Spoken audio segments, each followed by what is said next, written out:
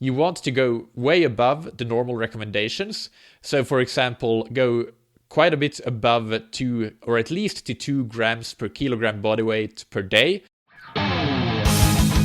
That Triathlon Show 113.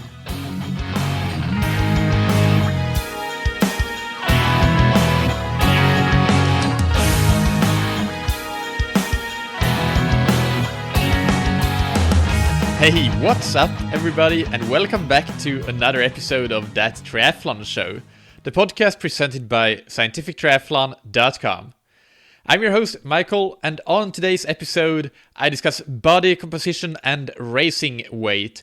And this is the final part for now in the series of kind of research review on nutrition for triathletes that I've been doing. The previous episodes were episodes 94 and 95, which were called Triathlon Nutrition, Calories, Carbs, Fats and Proteins, parts 1 and 2, and episode 100, which was called Nutrition Before, During and After Workouts. So go and check those out. I'll link to those in the show notes and the episode description. And just as in those episodes, I have used a couple of research reviews or meta-analysis as foundations for this discussion. The first one being the Joint Position Statement on Nutrition and Athletic Performance, that was published in the Medicine and Science in Sports and Exercise in 2016. And I'll link to all of these, by the way, so you can find them. And the second one here that I haven't mentioned before, I believe, is by the International Society of Sports Nutrition, the ISSN. It's a position stand called Diets and Body Composition. And that was published in the Journal of International Society of Sports Nutrition, their own journal, in 2017. And finally, I've also looked at a case study publication by one of the best nutrition researchers in the world, Trent Stellingworth. And this case study is called Body Composition Periodization in an Olympic-level female middle-distance runner over a 9-year career. And so yeah, those are all listed. And let's get into the topic right after we thank our sponsors. And this episode is sponsored by Precision Hydration. They are the sweat experts that get you hydrated and keep you hydrated with their great electrolyte drinks that they have in various strengths to suit different sweat rates and sweat sodium contents. And one great piece of content that they recently published that I highly recommend checking out is called Are Athletes Winning the War on Cramp? It's based on their annual cramping survey. And some interesting quick stats from that survey is that 27% of athletes suffer from cramp, quote unquote, often, as opposed to sometimes or rarely. So that's quite a lot, more than 1 in 4.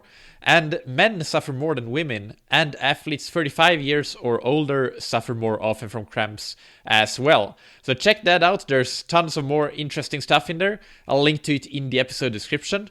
And as you know, you can get your first box or tube of electrolyte product for free on precisionhydration.com when you use the promo code ThatTriathlonShow, all one word, all caps. This episode is also sponsored by Stack. The Stack Zero is the world's quietest indoor bike trainer. And breaking news, they just, by the time of this recording, announced that their new variable resistance trainer will ship in September 2018 and is available for pre-order for a €150 discount until the end of April on stackzero.com/pre-order.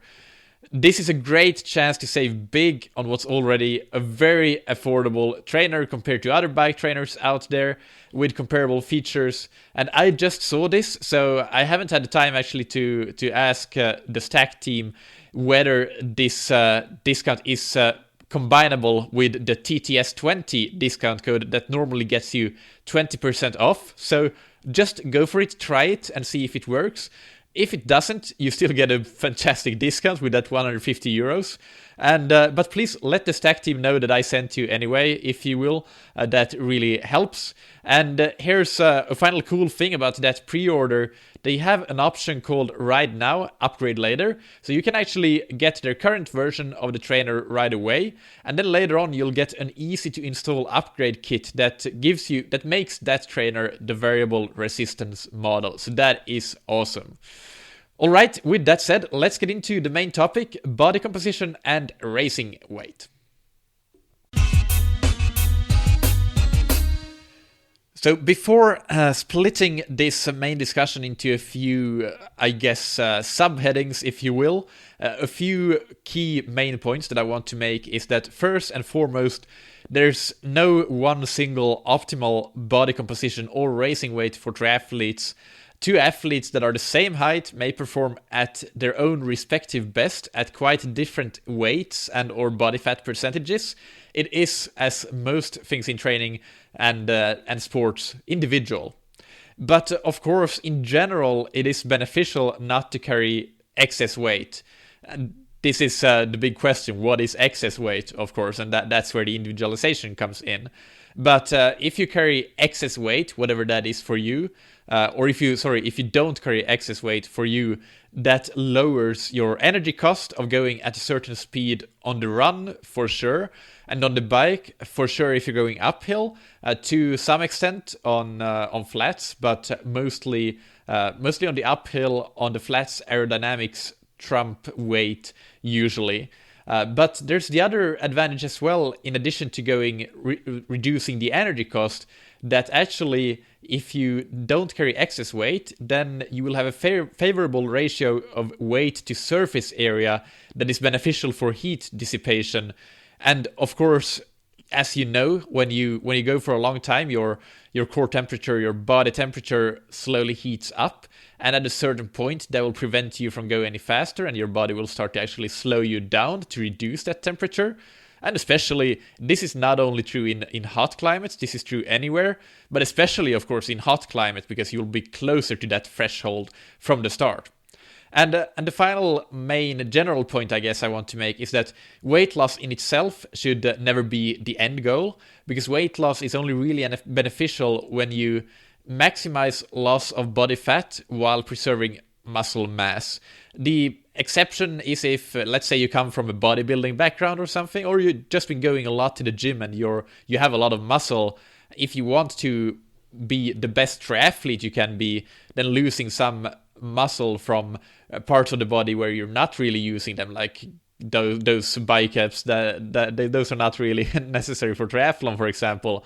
But that's a case where you could lose other mass than fat. But usually, for most normal age groupers, it's really the body fat that you want to lose and preserve most muscle mass. So let's start. The first thing that I want to discuss is actually how do you measure body composition? So, but it can be measured in different ways. You can actually take measurements like what's your waist circumference and all those sorts of things. Usually what we talk about is body fat percentage, or that's the most common, but there are a ton of them, and I'll link to some resources, at least one that's really good. But if we stick for now to body fat percentage, there are a few ways to measure that, and the gold standard is to take a DEXA scan. That stands for Dual Energy X-ray Absorptiometry. But that's pretty expensive and not available at all places because it's pretty advanced equipment. And so you may not have that available. And if you do, I know in some places you need a prescription from a doctor. You can't just go as an athlete. You need some prescription. That varies, of course. But if you have availability to DEXA scan, that's the gold standard, by far the best. Then another very common option is to get skin fold measurements. So a nutritionist or somebody of somebody who is in the field will have like these skin fold calipers to measure the thickness of your skin at certain places. And that's very common, and it's a great surrogate measure of your body composition. And especially if you do it at the same place with the same calibrated equipment time and time again.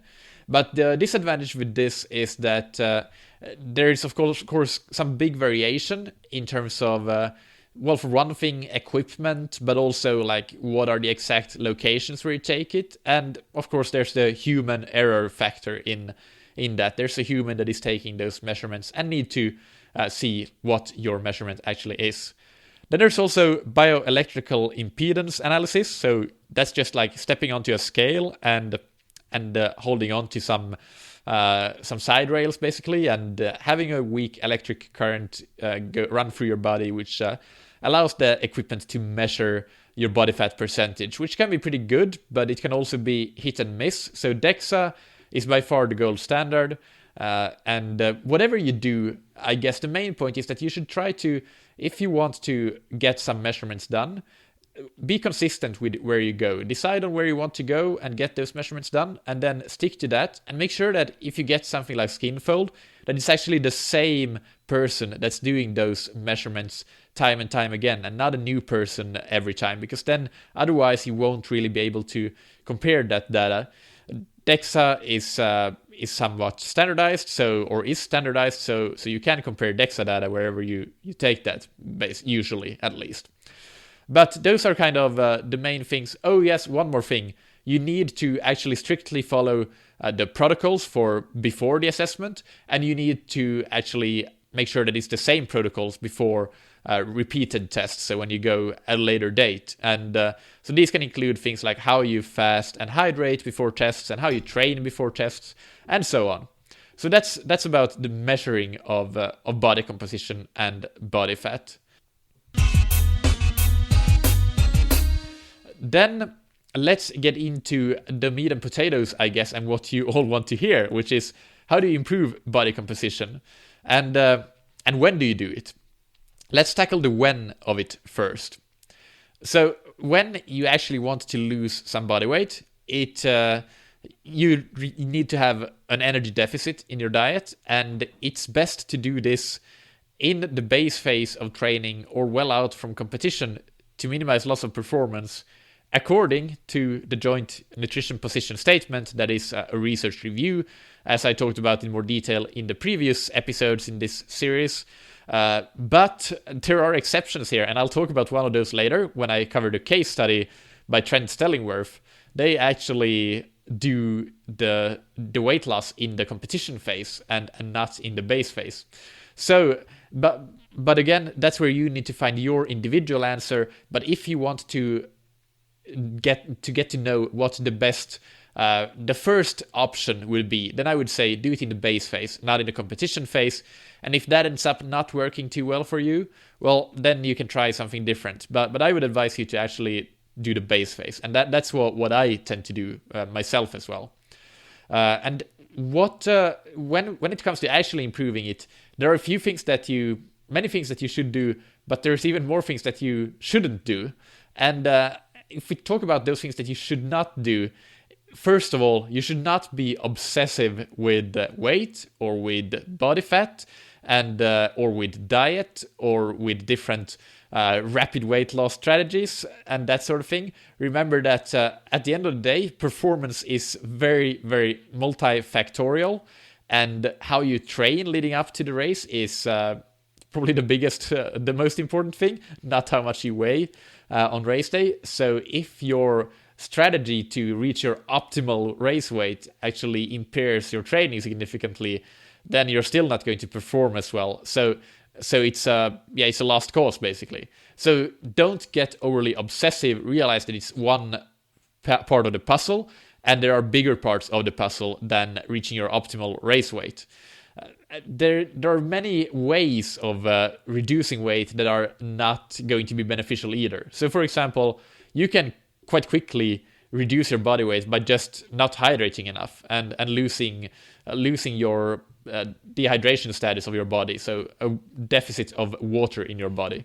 And also, you can, depending on how you do your diet, you can lose a lot of glycogen stores and lean mass, and neither one of those is beneficial. I talked about lean mass already, but glycogen stores are equally important when you're doing a lot of endurance training. Whether it's hard or easy, you need those glycogen stores, and that is super important. And that is why you should keep a moderate, a gradual, slow approach to weight loss and not engage in rapid weight loss strategies. And I guess it goes without saying, but things like starving yourself or purging or just doing excessive training to get in a caloric deficit, They will impair health and performance, both of them. It's not just performance. Think about your health as well. So you should never do that. And again, don't try to do rapid weight loss strategies. But that said, to lose weight a bit more quickly can be preferred compared to having an extended period of constantly being in low energy availability or energy restriction, caloric restriction mode, and suboptimal nutritional support simply. So that is energy availability. Go back to episode 94 and listen to that. I'll return to that when I talk about the case study again later in this episode, but that's super important. So don't, just because you don't want to do rapid weight loss, that doesn't give you license to go and be in a constant mode of caloric deficit or low energy availability. A couple of things to note, and this is from the ISSN position statement on body composition. There are a wide range of dietary approaches, from low fat to low carb, and all points in between, that can be similarly effective for improving body composition. Usually, if you control for protein, you can achieve great body composition however much carbs or fat you take in. And then for the more about carbs and fat, again, go back to episodes 94 and 95 and listen to that. But don't think that you need to have either a low fat or a low carb approach. There are many, many variations, all sorts of variations. So you don't need to factor that into how you eat. And also, and the point I want to make with this, as it relates to how not to do weight loss, is not to think that you need to go on a named or labeled diet. That's not the way to do it. And finally, the final point that you should not do is, at this point, the collective body of evidence does not suggest that any sort of intermittent fasting or intermittent caloric restriction has any sort of advantage over just having your normal daily caloric deficit target for improving body composition. So intermittent fasting is not something that can be recommended at this point either. So let's move on to how you should do it. And as I said, you want to maximize loss of body fat while preserving lean muscle mass and preserve your health. So you need to have that slight energy deficit to achieve a slow rather than rapid rate of weight loss. And you also, to sustain that level of lean muscle mass, you want to increase your protein intake. And usually, I talked about protein in episode 95, and here you definitely, even if you don't train very much, you want to go way above the normal recommendations. So, for example, go quite a bit above 2, or at least to 2 grams per kilogram body weight per day. So let's say your weight is 70 kilograms, then you want to get in at least 140 grams of protein per day in that energy restricted or calorie restricted phase when you try to lose weight. And that will retain most of your muscle mass while you lose weight in the shape of body fat. So that's awesome. And one study actually that showed what kind of rate you want to shoot for is that if your weekly weight loss is less than 1% in terms of your body weight, then that's roughly right. So again, let's say your weight is 70 kilograms. That would be 0.7 kilograms per week that you can lose, and you can lose that while retaining your lean muscle mass. You can lose more than that, and you can even lose more than that and stay healthy, but you will lose part of it as fat and part of it as lean muscle mass. So that's why you want to take that slower approach. And a couple of other points. Now I'll again return to some takeaways from the ISSN research paper as opposed to the joint position statement. These points are that the higher your baseline weight, the more aggressive you can be in your caloric deficit. If you are already quite lean, then you want to have a slower rate of weight loss to preserve lean muscle mass, as I just talked about. But if you're overweight, then you can actually have probably a higher rate of weight loss. And the ISSN research review take on protein intake it's the same, that higher protein intakes, but they go as far as saying in the 2.3 to 3.1 gram per kilogram fat-free mass per day. Actually, it might not be that much higher because here it's fat-free mass and not total body mass. But that's their take on, based on their research review. So it's similar, but again, going high and quite a bit higher than normal recommendations. They also cite some research in resistance training athletes, so strength training, where going above 3 grams per kilogram has demonstrated even better results. And there are a few interesting reasons actually for why it's so effective to increase protein intake. First of all, of course, amino acids in proteins are the building blocks for your lean muscle, but also protein has a much higher thermic effect, which is the amount of energy that the body uses to digest and process food, than fat or carbohydrate.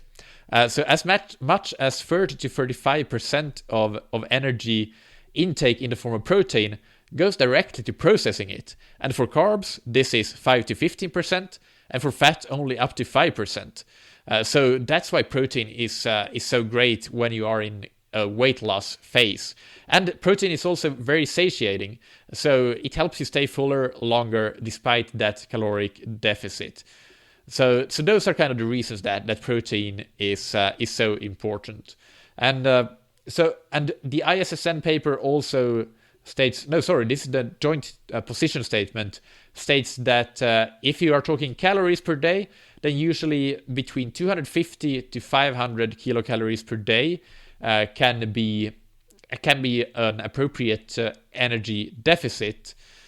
But again, that will depend on your size and how much you train, and how much energy you usually get in. If you're a female and you're not training that much and you're usually eating 1500 calories per day, then 500 calories per day of deficit, that's a third of what you're getting in.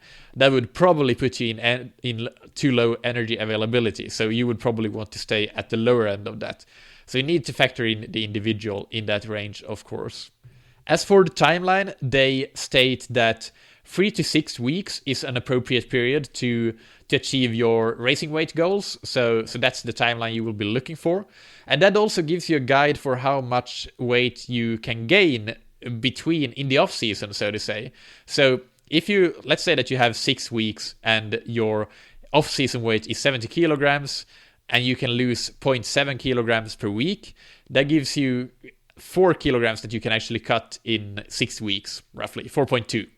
So at most, so if your race weight is 66 kilograms, and then you know that in the off season and over Christmas, you should not allow yourself to get above 70 kilograms. 70 is kind of where you should stop adding weight. So that can help you actually in monitoring, because it's totally fine and recommended to gain weight in the off season a little bit, but with the emphasis on a little bit, a couple of kilograms, depending on how much you weigh.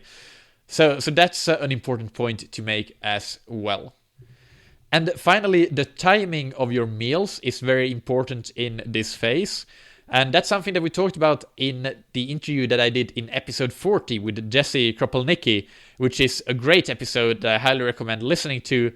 And when you're in a weight loss phase, what you want to do is you don't want to eliminate, if you do a workout that you would consume energy in, you should keep doing that. And you should, of course, keep having your post-workout nutrition. But so that's the very important thing.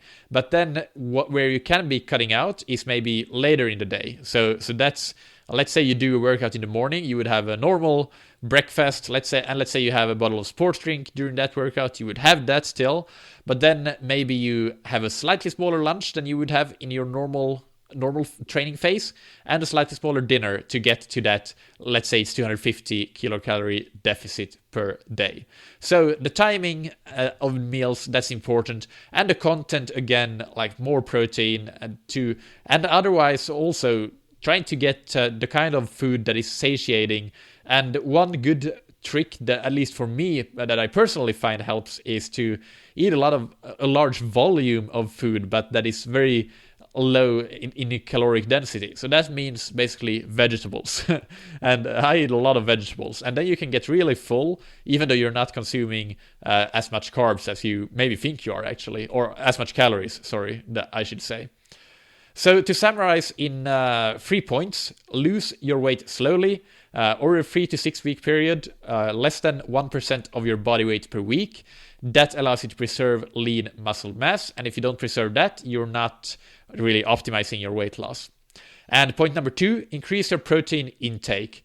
And as a consequence of that, of course, you'll need to reduce your carb and fat intake.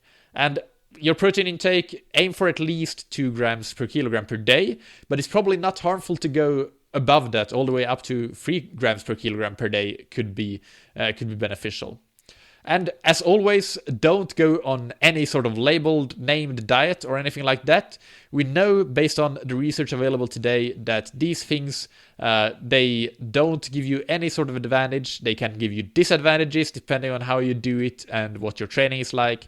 Intermittent fasting is the same. It doesn't give you an additional advantage and can potentially impair your training. So avoid those things. Just do normal manipulations to your normal diet, and don't make it a cult, as Matt Fitzgerald refers to it as. Diet cults is one of his books. Some issues that may come up in the weight loss phase is that or that you need to basically solve, is that you need to make sure that you have access to healthy food options. So stock your fridge, stock your pantry with healthy food options at all times, and make it things that are like easy and fast to get, like whatever, carrots are make for great snacks, and make up some routines for you that work for you. That's always super important. If you don't have routines and habits, then you need to rely on willpower and even just things like remembering things, and that's difficult. But if you make things routine and habit, then you don't need to use any sort of willpower.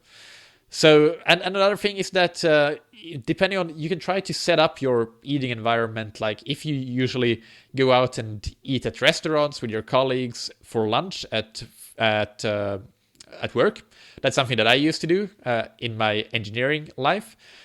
They had these buffets with you could basically you picked your own food, and you got to put it on your plate yourself, unlimited portion sizes and amounts of portions. So that's not very conducive because it makes you hungry as well. So in that period, maybe you just bring your lunchbox or order a set sort of food from, I don't know, some health restaurant. So set up your environment to be conducive for this, to troubleshoot these issues that usually come up, and making sure that you keep your diet quality high. Don't do a lot of like these whatever light bars, light drinks, meal replacement, blah blah blah. You won't get the diet quality that you need from those things. So this is not trying to get to your racing weight is not an excuse to slack on nutrition quality.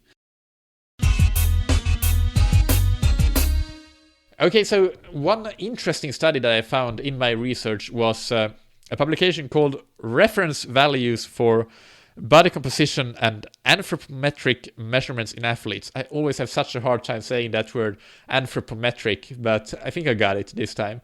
And this one was written by Santos and colleagues in 2014. They had hundreds of athletes, and most of them, not all of them, but 481 athletes, 142 female and 339 male, underwent DEXA scans, and they were from 21 different sports, including triathlon. And so they measured all sorts of body composition variables for these athletes.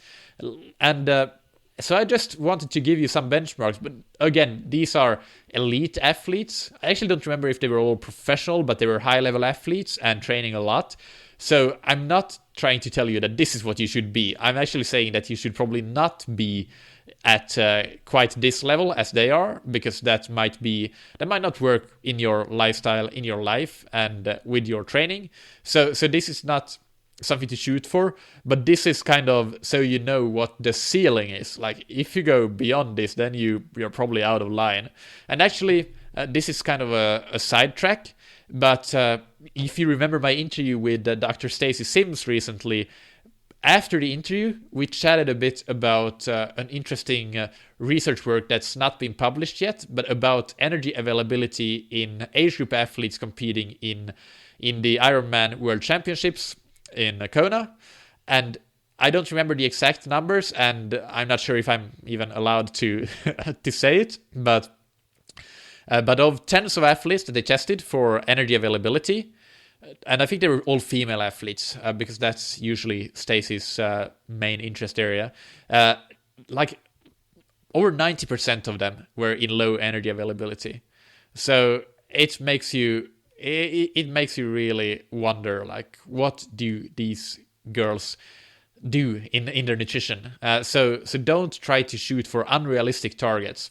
But these are kind of the values that elite athletes in triathlon usually have. So again, don't shoot for these values, but maybe a bit more realistic. But this will give you at least something to put your values as reference to if you go and have, for example, a DEXA scan, or even if it's just normal weight or BMI. So the average weight for female athletes was 58 kilograms, and they were on average 168 centimeters tall. So that gives them a BMI of 20.4. And for male, these same numbers were 66 kilograms and 176 centimeters and 21.3 as BMI. And then for the DEXA results, I'm just going to talk about body fat percentage and the fat-free mass index, which is another thing we talked about with Jesse Kropelnicki. That's basically like your BMI, but it's just with your fat-free mass. So there's an important distinction there, and that's really important. And if you can get that fat-free mass pretty high, then, but not too high, because then you carry excess muscle, but to the right amount for your sport, then that's usually good. Okay, let's go back to the body fat percentage first. So for female athletes, the I think it's not the average, it's actually the median, and it was the median previously as well. So the median was 20% body fat, and it should be stated here that DEXA scans, if you compare those results to something like basically any other measurement, they will usually come up as higher. So if you think this sounds high, then usually what this would show up on some sort of scale that you might buy on Amazon, it would be a lot lower. It would maybe be something like 12, I don't know, but there would be a significant difference if these girls would get up on one of those cheapish scales, or even an expensive bioelectrical impedance scale. Anyway, DEXA results 20% for females, 11.9% body fat for males. And the fat-free mass index was 16.1 for female and 18.5 for male athletes. And to give you another piece of reference, the highest possible fat-free mass index that is probably achievable without using doping is 25. That comes obviously from bodybuilding and resistance training, and that's just something that I found really randomly, but it's pretty interesting to put into perspective. So I want to talk about the case study by Trent Stellingworth really quickly, but first, a couple of words of warning. Make sure that you understand the limitations of measurement techniques first. That's important, and that you use the same sort of measurement technique each time in the same way. Otherwise, you can make incorrect conclusions and assumptions. And also make sure that you are aware of the risks involved with losing weight quickly. It's not just impaired training performance, which can result in impaired race performance, of course, but also decreased health performance. And it's very easy to fall into the trap of extreme weight control or dieting in order to get leaner. And in endurance sports, there's a high prevalence of disordered eating. And even without disordered eating, extreme behavior around nutrition and body composition can lead to this chronically low energy availability. And I'm sure that these girls in Kona that I just talked about, that Stacy Sims will publish research on, I'm sure that most of them probably didn't have any disordered eating like bulimia or anorexia. Maybe they had anorexia, some of them, but mostly it was more the the obsessive nature of how they controlled their nutrition and extreme behavior, put simply. And that gives them low energy availability, poor overall nutrition support, and it's of course detrimental for both performance and health. So don't make this too important. It's body composition and racing weight is one smallish part of the puzzle. Okay, so let's move on to the case study. It's on Hilary Stellingwerff, who is an Olympic track runner twice in 2008 and 12, and 1500 meters was her distance. And this case study was published in 2017 in the International Journal of Sport and Exercise Metabolism by Trent Stellingwerff, who is Hilary's husband, and he's one of the top researchers in sports nutrition.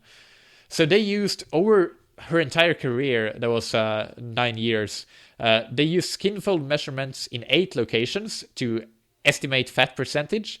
Basically, each time that they measured, they added the sum of those skin folds together. So let's say that you have one skin fold that is 2 centimeter and one that is 3, then the sum would be 5. And when you add all of those 8 together, you get a certain number. And that those sums are what they kind of measured and tracked over the course of her entire career. So it's called the sum of 8 skin fold measurement. And they have a chart in the article that is, it's like a wave. It's very close to like a perfect waveform, really. And Hilary systematically, she let her weight and body fat increase each off season, and then brought it back down for competition. And the fluctuations were around 2 to 4% in each cycle. And there are a couple of things that is remarkable about how they did this and why this is important. One is that in her entire career, she only had 2 injuries that caused her to miss at least a week of training. And that's in the world of track and field and the 1500 mid-distance running. It's really remarkable. And also, she had above normal bone density. They showed that with DEXA scans. She had normal menstrual cycles, and her iron levels were great. So for an elite endurance athlete, she was like super healthy. It's astounding, and that obviously helped her with performance as well. But many well-performing athletes don't have the same level of health as Hilary had. But also, she managed to do qualify for the Olympics twice, almost got to the final in like the most doped year of athletics ever. So she missed out because of the dopers. Generally, that's fair to say, I think. And she was very consistent season to season. Like she ran 4:05 or below in almost all of her years, except when she was pregnant and returning from pregnancy. So some of the results in numbers, like between the different phases, her body weight fluctuated as on average 47.3 to 48.3 in the competition versus non-competition phase. And the sum of 8 skin folds, that was 53.6 versus 61.6 millimeters in the competition versus non-competition phases. And they also had significant correlations of decreasing sum of 8 skin folds during the peak competition periods over her entire career. And what else? I'm trying to look at this paper and see what is important here. Significant positive correlations between slower 1500 meter race times and increasing skin of 8. Sum of 8. Have I been saying skin of 8 all the time? I may have had. So sum of 8 skin fold. Anyway, so yeah, she ran slower when her sum of 8 was higher, and also these correlations with slower race times were with estimated fat mass and actual measured body weight. They only estimated the fat mass usually based on those sum of 8 skin folds. And some of the takeaway messages that Trent, the author, made was that in the non-competition period, they focused heavily on energy availability, making sure that was on point all the time. And check out episode 94 for more about energy availability. Then when they wanted to get to racing weight, and they decided what the goal racing weight would be each year based on the accumulated experience of previous years, and gradually got that a bit lower until they didn't go lower. they had a 6 to 8 week period where they aimed for a daily caloric deficit of about 300 calories. And again, this is a light female we're talking about, but she's training a lot. So in percentage-wise, 300 calories is not as big as it might be for somebody who's not training a lot. They used various feedback metrics, body weight of course, but also performance and hunger to guide the process of getting to racing weight. And how they achieved this caloric deficit of 300 calories per day was very simple. They cut back on sweets and fat, and they also periodized Hillary's nutrition on a micro scale on a day-to-day basis, and made sure that she had enough fuel on hard workout days and had enough to eat, but cut back on the snacks and on the carbohydrate portion sizes on her easier training days. And to avoid losing muscle during this weight loss phase, they also, of course, as we talked about, ramped up her protein. So they had a goal of 2 to 2.5 grams of protein per kilogram body weight. And I guess the final important takeaway from this is that you need to periodize your body composition, or need to, I mean, who am I to say that you have to do something, but it is beneficial to periodize your body composition, because it will be easier. It is difficult to sustain racing weight if you're really trying to get to the leanest possible you and the most optimal racing weight for your performance. Even though, as we talked about, that's individual, you should not go too far. It is still difficult. And I know this, I've tried this many times, and it is hard. So you would not want to stay there an entire year. I could not do that. It would be impossible. So it's much more healthy, and long-term sustainability is much improved if you cut down to racing weight in your racing season, and maybe if you have a long racing season, you focus on your key races, and that may be 2 different periods like spring and fall races. Whatever it may be, don't try to be at your racing weight year round. It's like trying to be in peak shape year round. You can't do that. You're just cutting yourself short of those absolute peak performances and kind of stagnate and perform flat simply. So that's my final key takeaway from that case study. And even though a case study is a case study, it's a very different kind of evidence compared to the joint position statement and the ISSN position statement that I used as basis for the other things that we talked about, that are reviews of all the research available to date. A case study can still be beneficial and be a bit more illustrative of how this can happen and look like in the real world. And I picked this case study because it's a great case study. It's a great, well-known researcher who's one of the best in his field, and I respect him a lot. So it's that's the reasons that I wanted to kind of highlight this. All right, I think that about wraps it up for this episode of That Triathlon Show. Of course, the show notes will be on thattriathlonshow.com, and I'll link to them in the episode descriptions as well.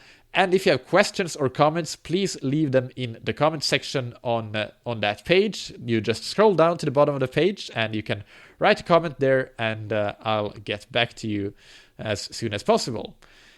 In the next episode, on Thursday, I interview Nate Koch, who is a great physical therapist from Endurance Rehab. He wrote 2 chapters in Triathlon Science, a great book that I reference constantly on injury prevention and recovery, and that's what we're talking about on Thursday, so make sure that you tune in for that. And also, I will mention this in Thursday's episode, because I've actually recorded that before this one.